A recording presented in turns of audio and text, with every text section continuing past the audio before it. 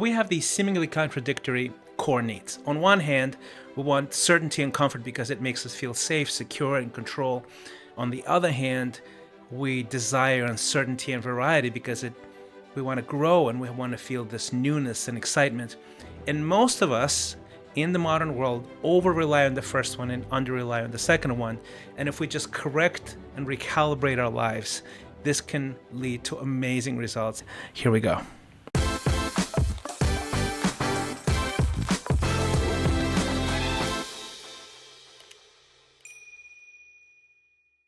Do you want to become more self-aware and clear about your goals?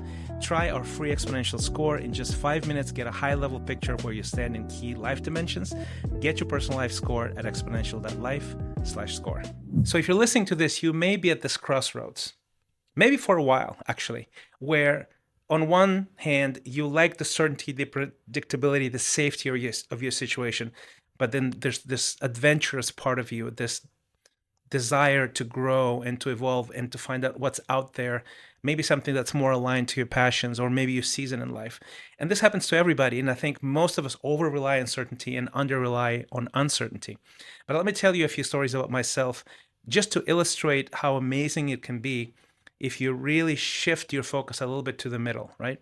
So I was on a train ride many years ago and I was in the middle of my music career, and it dawned on me that I just didn't enjoy it as much as I used to because I wanted to do these other things. Now, it was nerve-wracking because this was very successful and I eventually moved to something else.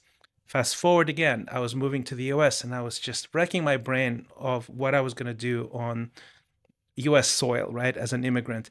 And it dawned on me that I really wanted to do philanthropy and learn it on a high level and have impact for the poor and for the needy. Fast forward again a few years.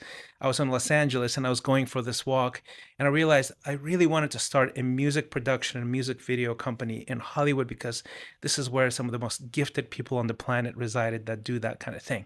So I've had several of those episodes. I can list 2 or 3 others that have served me really well in the long term. And every single time, it's nerve-wracking, right?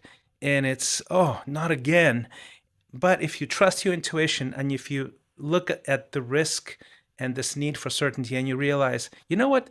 Actually, it's not as risky. It's not the death of me if I fail at this thing, right? It's not going to permanently disable me in any significant way. So maybe I can explore. Maybe I can expand. Maybe I can create a life that is more life-giving down the road. This is magical. So every week I speak to people that I work with, my clients, and I see this tension, right? And if you think about it, just pick a person you admire, like a role model, somebody who inspires you, and you will find almost invariably that they did not have a linear journey that is a straight and up and to the right kind of journey.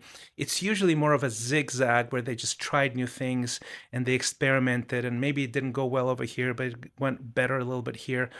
And it's this zigzag where there's more uncertainty thrown in than you would expect because you sort of idealize them. You go, oh, they were always gifted, talented, driven.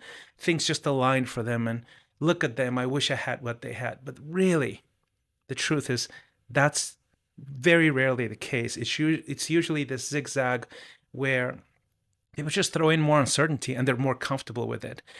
And the reason why most people don't live like this is misplaced fear. And there are 2 things you can do to change that.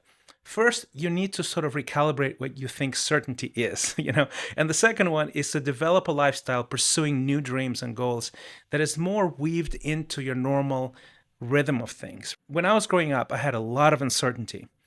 I mean, I had civil war, military coups, like really extreme stuff. And it sort of cured me from this illusion of certainty, right?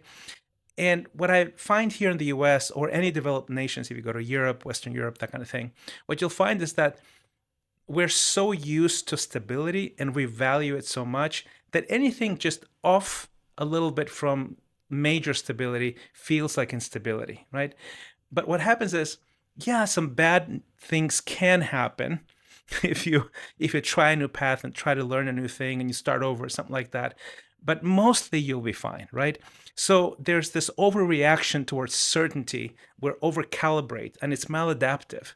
So people sort of stay on sort of their lane, right? And they overstay on their lane. So maybe the lane is good for them for 5 years or 7 years, but then ideally they would have to move on to another track, to another industry, to something new, and another setting, even another group of people. But they just stay on the track out of fear, and this fear is maladaptive. So you can lower your dependency on certainty, and you can elevate uncertainty in your life in a very intentional way and invest in creativity and imagination. Let's talk about that. So when I was growing up, there was so much uncertainty. I had this little cave. It was basically a dream closet, I called it. And it was a closet in my bedroom that went from ceiling to floor. And I put some pillows, some blankets in there, a light, and I had a little cave. So I would just spend hours on end reading books by Jules Verne, Rudyard Kipling, Mark Twain, things like that. And I would just lose myself in these imaginary worlds. And what it did, it helped me develop this very vivid creativity, which helped me over and over and over again in all kinds of careers and shifts in my life. Now, how does that apply to you? And how does that apply to uncertainty and embracing it? If you can imagine it, you can picture it. If you can picture it, you can make plans. If you can make plans, you can make steps to the plans, and you can start executing in them. So it's a powerful, powerful thing to do, to be sort of have this muscle, this ability, right?